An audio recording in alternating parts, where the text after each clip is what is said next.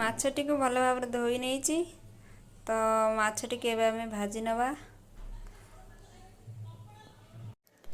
ଏଥିରେ ମୁଁ ଲୁଣ ହଳଦୀ ମିକ୍ସ କରି ନେଇଛି। ତ ବର୍ତ୍ତମାନ ଆସନ୍ତୁ ମାଛ ଭାଜିବା ଆରମ୍ଭ କରିନେବା। କଢ଼େଇଟି ଗରମ ହେଲା ପରେ ଏଥିରେ ଆମେ ତେଲ ପକାଇ ନେଲେ। ଏବେ ଏଥିରେ ଆମେ ମାଛକୁ ପକାଇ ନେଲେ।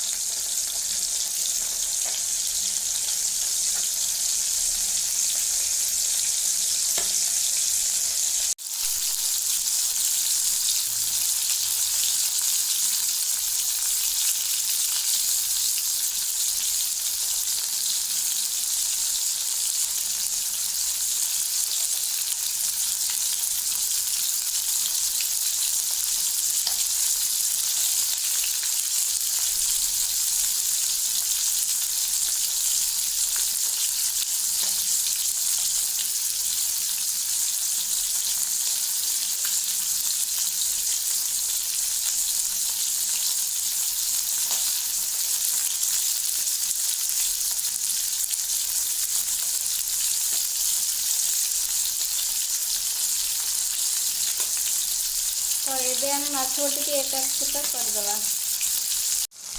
माछटी आम एपट सेपट करने।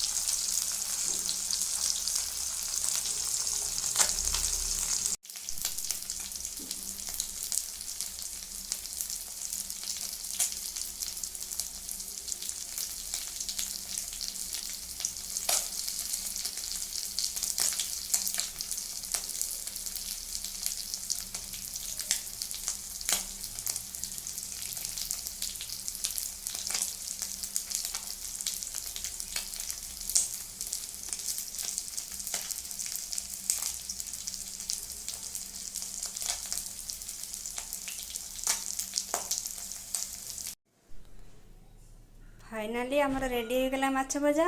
आपण मानक मोर वीडियोटी केमती लागला निहाती कमेंट माध्यम जणांतु।